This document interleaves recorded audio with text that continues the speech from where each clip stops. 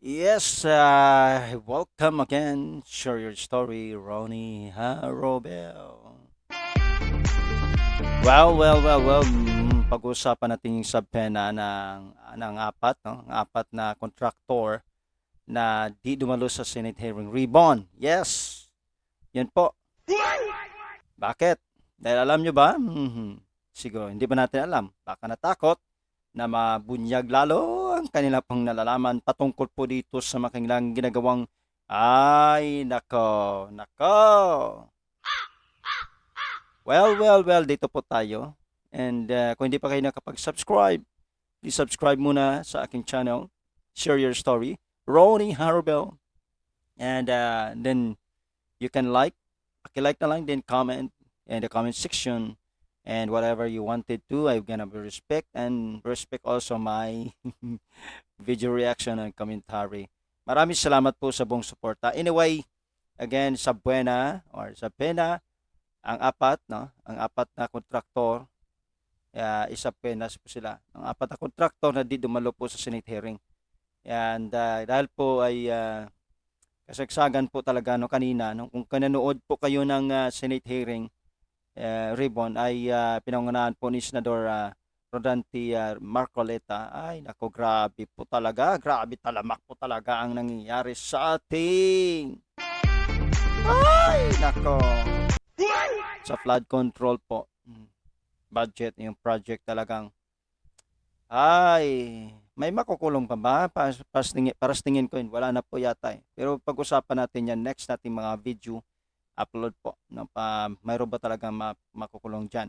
Anyway, dito po tayo because this is a very important po na ating pag-uusapan. Dahil po kanina, just to highlights lang po. No? Anyway, mayroon po tayong upload na yes, ipa-premiere po na almost 5 hours na Senate hearing ribbon po. At if you want to watch, you can watch. No? Pagkatapos nito, sa na ating pong upload, then next po natin yes, gawin po nating premiere yung 5 hours instead po na ating po live. So mag-iwan lang po kayo ng bakas, okay, para po patuloy po tayo magsusuportaran, right? So here we go, and huwag mo nating patagalan at ating po pakinggan ano bang sinabi po ni Senador Bato. Actually, hindi lang po si Senador Bato po ang talagang nainis na halos po talagang ating mga senators ay talagang nainis. Kaya dapat pong kailangan po talaga magsuporta ang bawat isa. Okay? So, here we go. Mr. Chair. Paakyat muna tayo para makita nyo lalo, di ba? Okay. Well, pamakinggan po natin ang nangyayari dito. Yeah, thank you. If the motion of Senator Tolpo was recalled, then may I move to cite in contempt all these absent invitees so that warrants can be issued against them, Mr. President, Mr. Chairman. Second. Second the motion. So there's a motion, it has been seconded that all persons invited and properly served with subpoena but did not appear in today's hearing are all cited in contempt in preparation for the eventual issuance of a warrant of arrest. Thank you, Mr. Chair. Yan po ang nangyari. Ay, nako, grabe. So, narinig po naman natin, no? Yung mga di dumalo po sa mga contractor na, kasi they are 15 contractors po na kumpanya. Out of 15 ay ang apat po hindi po dumalo. Pero parang mayroon pong habol. At kung napanood nyo po, sabi nga ni Senador Erwin Tolfo, kasi ang kanila pong naipresente po ng ibang contractor ay hindi po ang may-ari, kundi yung mga kanilang takot bang may-ari umarap? Ang kanilang pong mga tauhan na lang po yung mga talagang ay nako naman oh, grabe talaga yung nangyari. So anyway, yun po ang sinabi po ni Senador Bato at nag-second motion po yes si Senador Jinggoy. So nakapakinggan po natin. Actually, Senador Villanueva din, no? Halos naman po sila. Kaya po lagot na. Ayan na, naku na. Grabe po talaga. Ang nakakalungkot talaga ay parang narinig ko, i-final natin yun, no, na pinag-resign na po ang secretary ng DPWH. Pag ganun po, wala talagang makakulong. Hay, grabe. Hirap po talaga. Kaya dito po dapat ang lahat ng mga senators, no, encourage po natin sila.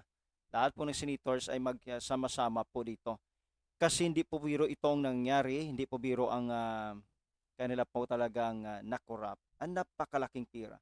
2025 pa lang itong pinag-uusapan. Wala pa doon yung mga nakaraang mga taon. Yung sabi nga ni Senator Bato, yung 2023 ah, hindi pa nila ay grabe. Ay, nakakakainis talaga, no? Kahit sino ba naman. At dito ko na nakikita talaga yung ang ating Pilipinas napakayaman po talaga pagdating po sa pira, no? Agree po pa kayo sa akin? Kasi totoo, trilyon ang pera, hindi biro ang pera ng ating Pilipinas sa isang taon. Grabing taxes, grabe po yung taxes ng mula, lalo na po sa OFW na kanila pong ah, ibinigay po sa atin, di ba? Yung remittance ba, no? So grabe po talaga ang kanila pong binigay po sa atin na tulong. So it's worth po talaga, no, na talagang our OFW is a hero. So tayo naman po dito sa Pilipinas, siyempre pag bumili po tayo, lahat na po marami pong taxes talaga. May digital taxes pa, no? 12% po 'yan, maliban po sa 12 VAT percent. So grabe. Wala pong escape kahit po dito sa atin. Wala pong exempted, I mean. Kahit po dito sa atin sa YouTube, no, mayroon po tayong sahod earnings. Na napansin niyo ba na yung inyong sahod ay may kaltas po, no? At napakalaki, 12% po 'yon. So sa akin na talagang ganyan po ang nangyari. Ay, nako. Wala na talaga kwenta, no? Ang mga ganitong sitwasyon na nangyari sa atin. Anyway, masabi ko mayaman talaga ang Pilipinas. Kaya abangan po natin yung subpena na ito. At sana po ayun magre-release na naman po ng pundo mula po. Kaya nagdidebate na ngayon ang ating mga senators kung talagang ito po ay aprobahan kasi umihingi na naman po ang DSWD. I mean, sorry, DPWH. Yung DPWH po ay humihingi na naman po na napakalaking pira. Although bumababa siya, pero malaki pa rin yun. Bilyon pira yun eh. Nako! Ay, nako. Kawawang ako, ikaw, tayong mga Filipino. Anyway, dito na lang po tayo. At abangan po natin yung mga sunod. At listahan niyo po ang aking ano ito, yes, ang ating upload na premiere po. Almost 5 hours yan. Bumisita po kayo, iwan na po yun ng bakas doon para po tayo, para po mag-supportahan ang bawat isa. Please don't forget to, wag po nating kaligtaan na wag po nating skip ang ating mga ads. Tulong-tulong po yan para sa ating lahat. Maliit po tayong vlogger, but anyway, pag tayo po ay kapit-bisig, pag 100 po tayo nagsusuporta na walang skip, may ano din po, malaki rin po ang naipasok na earnings po sa atin. Nakita ko po yun. Anyway, maraming salamat. And again, this is Serious Story, Ronnie Harbel, na patuloy pong nagsusuporta sa ating bawat isa. Okay? So, see you in the next video po. This comes sa itong premiere ko. Okay? See you. God bless you all. Bye-bye.